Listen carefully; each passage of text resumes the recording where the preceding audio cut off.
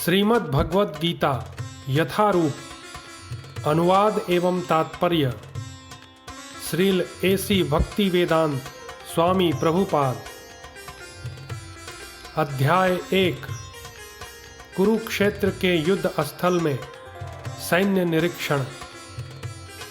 श्लोक 1.1 धृतराष्ट्र उवाच धर्मक्षेत्रे कुरुक्षेत्रे समवेताजुजुत्सवः मामकः पाण्डवाश्चैव किं कुर्वत संजय। भावार्थ, धृतराष्ट्र ने कहा, हे संजय, धर्मभूमि कुरुक्षेत्र में युद्ध की इच्छा से एकत्र हुए मेरे तथा पांडु के पुत्रों ने क्या किया। तात्पर्य श्रील एसी भक्ति वेदांत स्वामी प्रभुपाद। भगवद गीता एक बहुपठित आस्तिक विज्ञान है जो गीता महात्म्य में सार रूप में दिया हुआ है।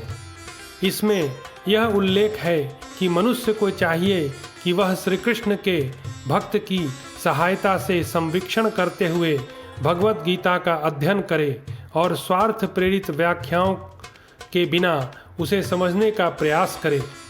अर्जुन ने जिस प्रकार से साक्षात भगवान कृष्ण से गीता सुनी और उसका उपदेश ग्रहण किया, इस प्रकार की स्पष्ट अनुभूति का उदाहरण भगवद गीता में ही है। यदि उसी गुरु परंपरा से निजी स्वार्थ से प्रेरित हुए बिना किसी को भगवद गीता समझने का सौभाग्य प्राप्त हो तो वह समस्त वैदिक ज्ञान तथा विश्व के समस्त शास्त्रों के अध्ययन को पीछे छोड़ देता है। पाठक को भगवद गीता में न केवल अन्य शास्त्रों की सारी बातें मिलेंगी अपितु ऐसी बातें भी मिलेंगी जो अन्यत्र कहीं उपलब्ध नहीं है। यही गीता का विशिष्ट मानदंड है। स्वयं भगवान श्री कृष्ण द्वारा साक्षात उच्चरित होने के कारण यह पूर्ण आस्तिक विज्ञान है।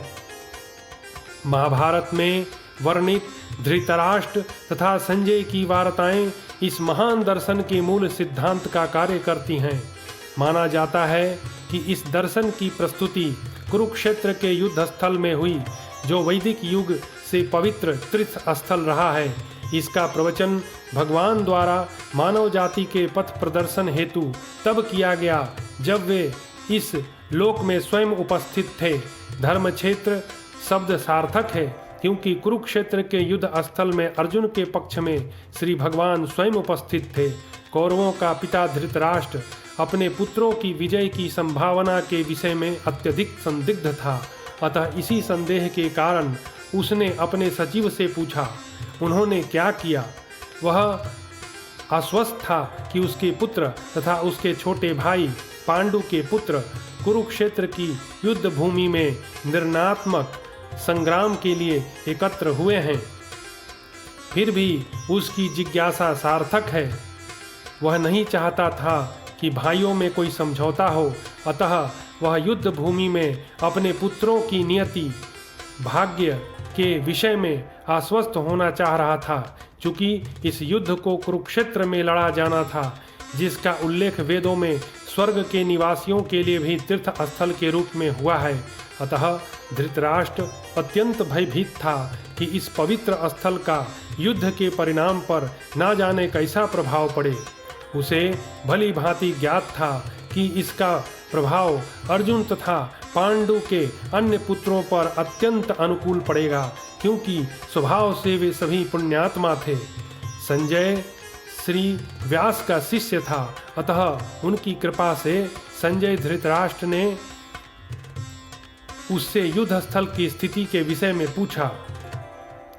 पांडव तथा धृतराष्ट्र के पुत्र दोनों ही एक वंश से संबंधित हैं, किंतु यहाँ पर धृतराष्ट्र के वाक्य से उसके मनोभाव प्रकट होते हैं। उसने जानबूझकर अपने पुत्रों पर धृतराष्ट्र के वाक्य से उसके मनोभाव प्रकट होते हैं। उसने जानबूझकर अपने पुत्रों को कुरु कहा और पांडव के पुत्रों को वंश के उत्तराधिकारी से विलग कर दिया। इस तरह पांडु के पुत्रों अर्थात अपने भतीजों के साथ धृतराष्ट्र की विशिष्ट मनःस्थिति समझी जा सकती है। जिस प्रकार धान के खेत से अवांछित पौधों को उखाड़ दिया जाता है, उसी प्रकार इस कथा के आरंभ से ही ऐसी आशा की जाती है कि जहाँ धर्म के पिता श्री कृष्ण उपस्थित हो, वहाँ कुरुक्षेत्र रूपी खेत में दुर्योधन आदि धृतराष्ट्र के पुत्र रूपी अवांछित पौधों को समूल नष्ट करके युधिष्ठिर आदि नितांत धार्मिक पुरुषों की स्थापना की जाएगी।